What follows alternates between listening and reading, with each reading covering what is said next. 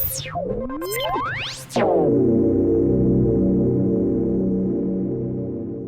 then, hello, good morning, good evening, good afternoon, welcome one and all. My name is Paul, I'm also called Knack. I do the daily teasers, which is a huge, great, humongous, great, stonking, great set of brain teaser quizzes. I talk about movies I've seen, I occasionally talk about other bits and bobs I've seen, done, or even taken out of boxes. Be warned, Marmite may be coming. And I also, yeah, that will make sense, trust me. I also talk about TV shows I'm watching and reviewing. At the moment, Tuesday nights, I've been watching the most recent series of Stranger Things. You're welcome to catch those reviews. I'll hopefully have those tucked in the little eye there. I'm also watching Star Trek Picard, the second series, and it's got to be said, that second series is looking rather good. Today is Saturday. Yesterday was Friday, and that's when I watched episode 3, Assimilation. I wanted to tell you about it. Episode 3, Assimilation, opens with a usual summary of earlier episodes. It shows us the team: Admiral Picard, Dr. Jurati, Raffi, Seven, Rios, and Elnor. Sounds like a boy band, but there you go. They're played respectively by Patrick Stewart, Alison Pill, Michelle Hurd, Jerry Ryan, Santiago Cabrera, and Evan Evagora, confronting and beating the Chief Magistrate of the Confederacy, only to see Elnor killed in the process. With him dead, they still need to flee the Confederacy ship, and the only way they can do that is to let the Borg Queen, Annie Wershing, slingshot the La Sirena around the sun at extremely high warp speed. The fact this means the ship will travel back in time to the year 2024, let the team find and correct the flaw in the timeline, restore their universe, is practically providential.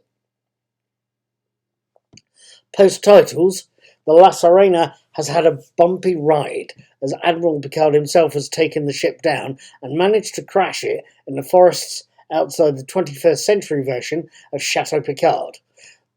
The team is quite literally split once it recovers from the bumpy landing.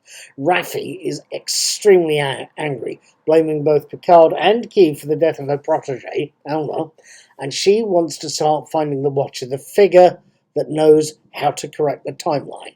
So she leads a miniature mutiny, taking both Seven and Rios to transport themselves out to LA, which is where they believe the Watcher is, so that they can find said mysterious figure.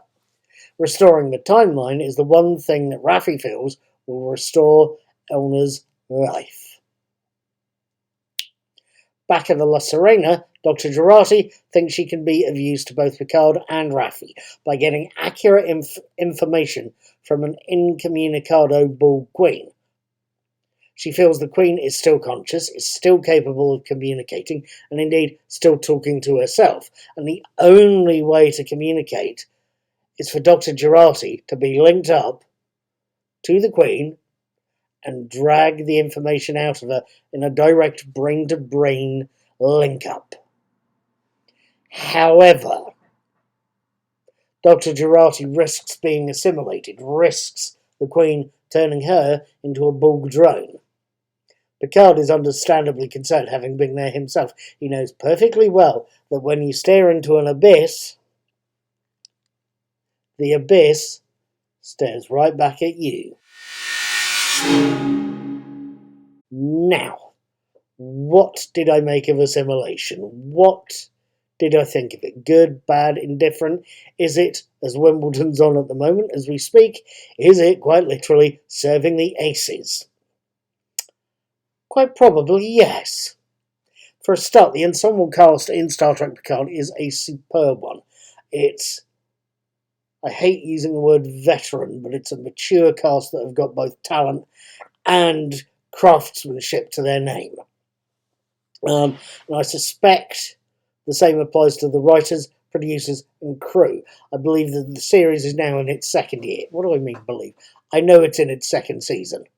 And that therefore all are comfortable with their jobs and with each other and working together as a group. Now, effectively, with episodes 1 and episode 2, the Stargazer and Pennant. That cast and crew have both opened the metaphorical show in episode 1, setting the initial scene, and in episode 2, showing us the Confederacy, the dire future that could be. With episode 3, with Assimilation, the story itself is now starting. We've got the pieces in place, and everybody's trying to find this Watcher figure.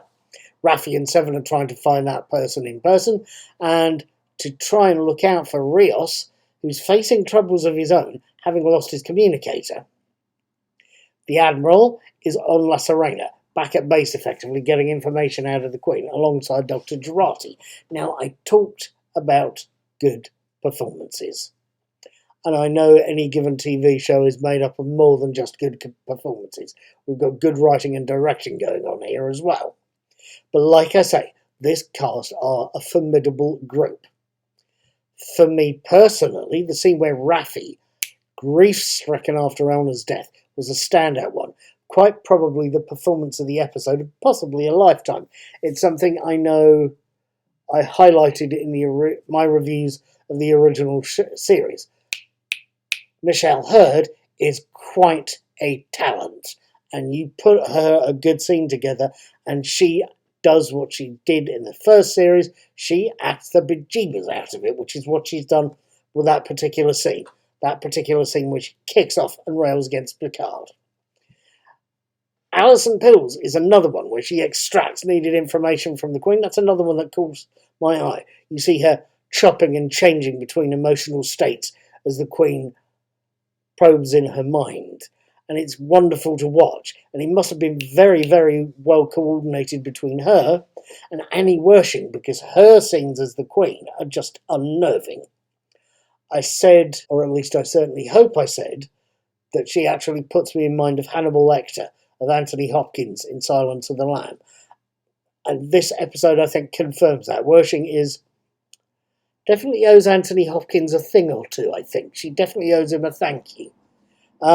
So you combine performances like those with a very tautly written script, a very well-paced bit of editing, and some equally well-paced direction from Leah Thompson, direction that owes as much to thrillers as it does to science fiction.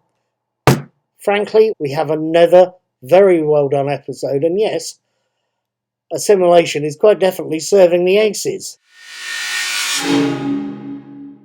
Now, that's where I'm going to leave you for the week, or at least until Tuesday. As you may or may not know, right now I'm also watching the full series of Stranger Things, and have done over the past couple of Tuesdays.